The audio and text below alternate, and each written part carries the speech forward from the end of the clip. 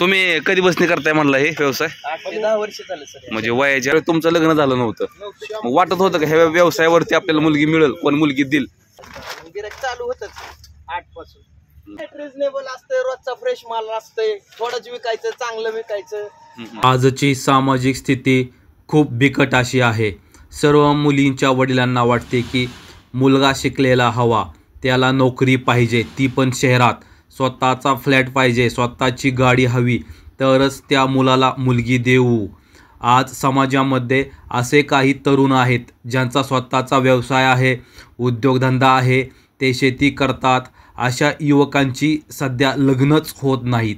मात्र आज आपण ज्या भाजीपाला मंडईमध्ये आलेलो आहोत, तेथील युवकाने प्रामाणिकपणे कष्ट करून या व्यवसायातून आर्थिक असा नफा मिळवलेला आहे आणि त्यांनी असा विश्वास दिला की मी अजून नफा कमवू शकतो. या त्याच्या प्रामाणिकपणावरती त्याचं लग्न झालं आणि तो आता आर्थिकदृष्ट्या खूप मजबूत झालेला आहे.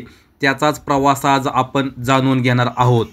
नमस्कार, इतिहास माझ्या मातीचा या आपल्या चॅनलवरती आपण आलेलो आहोत. आज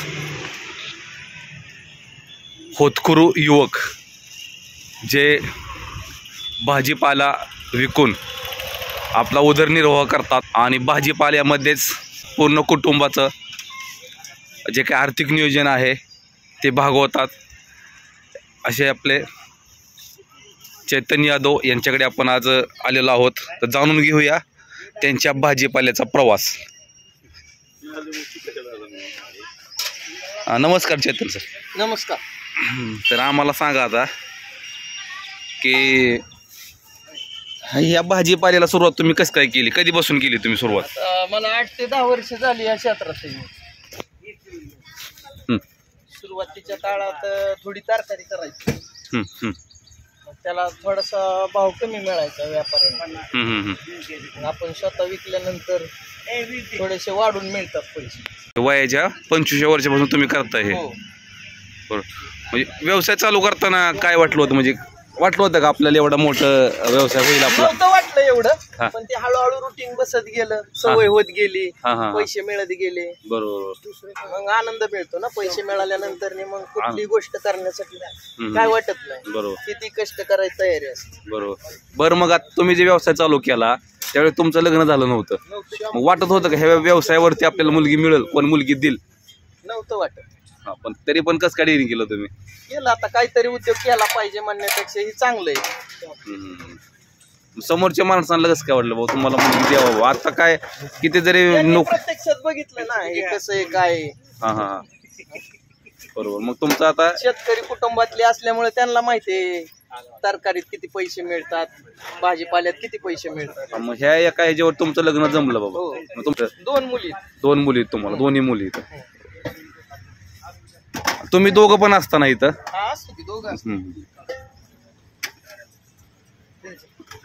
आता मला एक सांगा, तुमच्या दिवशी सुरुवात कधीपासून होते? 5 वाजल्यापासून. सकाळी पहाटे 5 वाजल्यापासून? रोज उठावच लागतं. पहाटे 5 वाजल्यापासून काय करायचं? उठलं की आपलं उरकलं की बारामती मार्केटला जायचं, जवळचीला पिशवी घ्या की माल खरेदी करायचा, तिथून आणायचा. आल्यानंतर तिथं 7 वाजेपर्यंत पोचायचं, दुकान लावायचं, व्यवस्थित माल लावायचा. मग गिऱ्हाईक चालू होतच 8 पासून. बटाटे 30 रुपये, कारला 50. तुमची दररोज मंडई असते ना? हो, दररोज ताजी मंडई. 100 झाली. आले पावशे 120 झाली. लिंबू पावशे 120 आणि 40 160 झाली. मग कधी कधी मग तुमचा लॉस होतो, ते कसं काय सहन करत होतं? आता काय करायचं, रोजच नसतंय. कधी एखाद्या टायमिंगला होतंय, कधी फायदा. नाशवंत वस्तू आहे ना, दुसऱ्या दिवशी खराब होती. बरोबर. खराब होणाऱ्या ज्याला कोथिंबीर असेल, पालेभाज्या खराब शक्यतो उन्हाळ्यात टिकत नाहीत ना. इतर दुकानापेक्षा तुमच्याकडे गर्दी खूप जास्त आहे, त्याचं काय? रिजनेबल असतंय, रोजचा फ्रेश माल असतंय, थोडंच विकायचं, चांगलं विकायचं. 8-10 वर्षापासून हे माळेगावातच आहे मी. लोकांचा विश्वास आहे. बरोबर. गर्दी दिसते ना तुमच्या दुकानापुढे? चांगलं राहतात. आणि रेट रिजनेबल आहे, फार महत्वाचं. बरोबर. शेतकऱ्याला बी देताना व्यवस्थित, विकताना बी कस्टमरला परवडलं पाहिजे, आपल्याला थोडे पैसे राहिले. तुम्ही ह्या व्यवसायामध्ये नेमकं काय सूत्र वापरता? महत्वाचं काय आहे बाबा, गिराईक अट्रॅक्ट करण्यासाठी काय वापरता? काय आता एक थोड्या पैशावर धंदा करायचा, थोड्या मार्जिनवर. मार्जिन बरोबर. समजा बटाट्याच्या पोत्याला 100 रुपये मिळतात, कांद्याच्या पोत्याला 100 रुपये मिळतात. कारला अर्धा का?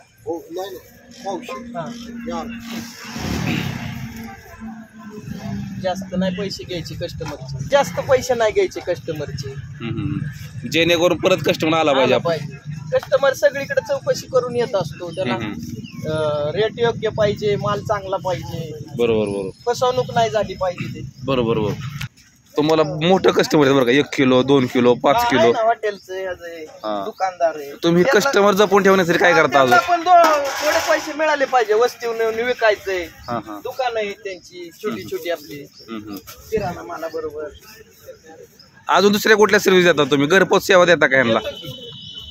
त्यांनी जर फोन केला तर मला सांगितलं, हो देतो, डायरेक्ट घरी नेऊन देता? देतो दुपारच्या पुढं पण. म्हणजे इथलं दुकान झाल्यानंतर त्यांना घरी नेऊन देणार. तुम्हाला घरगुती पण कस्टमर आहे आणि हॉटेलचं मोठं मोठं पण कस्टमर आहेत. आता ही लोणच्याची कैरी सीझनला ती जवळजवळ 1 टन भर लागते आपल्याला, लोणच्याची कैरी. बरोबर. पण ती आपण घरी नेऊन देतो. आता ही सगळं एवढा माल आणलाय तुम्ही, हा साधारण माल किती रुपयाचा असेल? आजचा माल का? 40.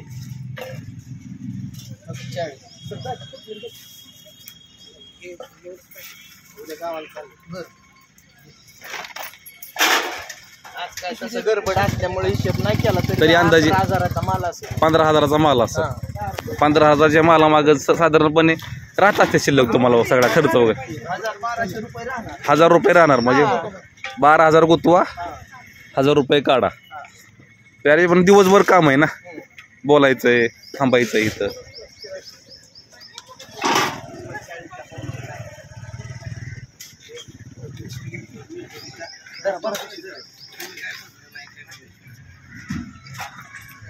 काय घ्यायचं? टोमॅटो. आता मला एक सांगा की ह्याच्यातून जे पैसे मिळतात त्याच्यातून तुमचं कुटुंब चालतं का? हो चालते. म्हणजे सगळं तुम्हाला काय काय लागतं ते मिळतं का ह्याच्यातून? म्हणजे नोकरी एवढे पैसे मिळतात का? नोकर म्हणायचं थोडंफार कमी, आपलं घर चालायचं. कुठं तरी जाऊन कामच करायचं होतं. बरोबर बरोबर. 90 रुपये मागाली ते 100 मध्ये 10 घे. 20 आहेत का मामा? माझ्याकडे नाही सुट्टे पैसे. तुमचा माल आपण बघूया. आता माल काय काय बघायचे? कांदे, बटाटे, टोमॅटो, ढोबळी मिरची. हे पोत आहे ना बटाट्याचं? हो बटाटा आहे, जास्त लागतो आज मिरची. गवर कशी? वांगी विचारतात, गवर काय नाही. या ठिकाणी चेतन यादव यांचा भाजीपाला विकण्यासाठी त्यांचे वडील सुद्धा त्यांना खूप मोलाचे असं सहकार्य करतात. तर वडिलांविषयी जाणून घेऊया आपण चेतन यादव यांच्याकडनी. हे वडील आहेत. नमस्कार काका, काय सांगचाल वडिलांविषयी? सुरुवात त्यांच्यापासूनच आहे. पूर्वी कधी भाव मिळत नसल्यामुळे मग ह्या क्षेत्राकडे आम्ही वळलो. म्हणजे वडिलांनी तुम्हाला शिकवलं? हो पूर्णपणे, त्यांचं सगळं श्रेय. त्यात जी मला काय आहे ती त्यांचं श्रेय, त्यांचा आशीर्वाद म्हणलं तरी चालेल. बरोबर. कोणताही निर्णय माझा छोटा असो मोठा असो त्यांना विचारल्याशिवाय कोणताही निर्णय मी, समजा माल घ्यायचा जास्त प्रमाणात किंवा नफा तोटा, नुकसानीची बाजू असो, असं काय करायचं, काय केलं पाहिजे, असं केल्यावर असं होईल का? बरोबर. ते 100% ते मला सांग. बरोबर. काका तुम्हाला आता विचारतो, तुमचा जे मुलगा करतोय हे सगळं तुम्हाला कसं वाटतंय? छान वाटतंय की जोडधंदा आम्हाला शेतीला जोडधंदा हाय. बरोबर. म्हणजे बाकीच्या पोरांपेक्षा प्रॉफिट कमी जास्त होतं. वडिलांच्या जीवा खाणार नाही पोरगा तुमचा? नाही. म्हणजे आताच नाही हा. ते लहानपणापासून सवय आहे पहिल्या. हा हा हा जी धंदा केला ना त्याने हा हा प्रत्येक धंद्यात यश. यश आहे. हा दुधाचा धंदा केला ना हा हा गडीबीड मिळत नाही त्यामुळे हा हा केलंय ते. हा पण दुधाचा धंदा पॅकिंगचा केला त्याने. बरोबर. म्हणजे आपलं सर्वसामान्य कुटुंब तुमचं त्याच्यात पण हा 150 लिटर दूध असायचं. हा हा बरोबर. धंदा चांगला केला ते. हम्म. पॅकिंग असायची. बरोबर बरोबर. हेच routine सर दुधाच्या धंद्याला होतं. होय ना? 5 ला उठायचं. हा हा दुधाचा धंदा का बंद केला मग? काय परवडत नाही? कालांतराने मजूर मिळाला होय ना. हा हा हा चाऱ्याचा अडचण यायला लागली. चारा महाग झाला, दुधाला भाव नाही, बरोबर बरोबर बरोबर. नंदन पशुखाद्य वाढलं. म्हणजे तुम्ही एका व्यवसायात ही नाही कुठला म्हणजे जसं परिस्थिती तसं व्यवसाय बदलायचा आणि त्याच्यात आपलं पुढे त्या जायचं. क्षेत्रात काम करू शकतो. हा कुठल्या क्षेत्रात काम करण्याची आपली जिद्द आहे तेवढी तयारी. ते पूर्णपणे इमानदारी त्याच्यात, हा हा प्रामाणिकपणा फार महत्त्वाचा. प्रामाणिकपणा महत्वाचा. 50ची अर्ध ती 40ची अर्ध. मामा काय सांगताल तुम्ही? मामा काय मग सांगताल तुम्ही? कधी बसून आहे यांच्याकडे चेतनकडे? हा 5 वर्ष बसून आहे. तुमचा काय अनुभव सांगताल मामा?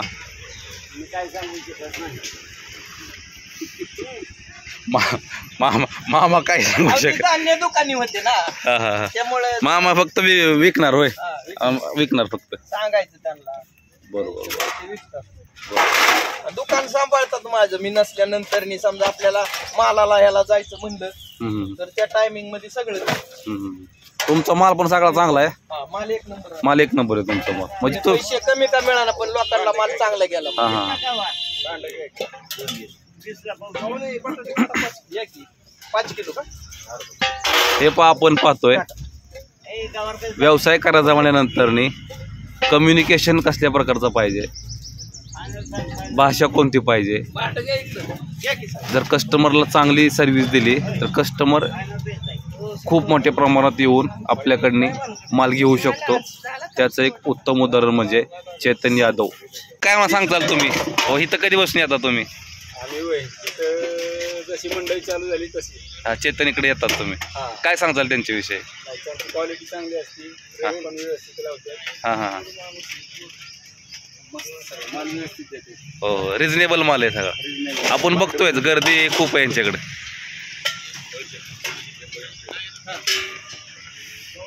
बरं अजून आता बाकीच्या व्यावसायिकांना काय सांगताल तुम्ही? काय सांगू शकता? शिमला घ्या की. आता काय कष्ट करायची तयारी पाहिजे फक्त. कुठलंही क्षेत्र असू देत. हा लाज नाही बाळगली पाहिजे. लाज नाही बाळगली पाहिजे. अजिबात नाही धंद्याची. धंदा केला पाहिजे. हा आता नोकऱ्यांचे तर तारा तुम्ही बघताय. बरोबर. क्षेत्रात काय बरोबर. शिक्षण आपलं कमी. हा हा शिक्षण कमी. हा म्हणजे शिक्षणाच्या मानाने तुम्ही जर व्यवसाय केला हो तर चांगले पैसे मिळतात. मिळतात. म्हणजे शिक्षण घेऊनच असा नोकरी करावी त्याच्यापेक्षा. मिरची करायची.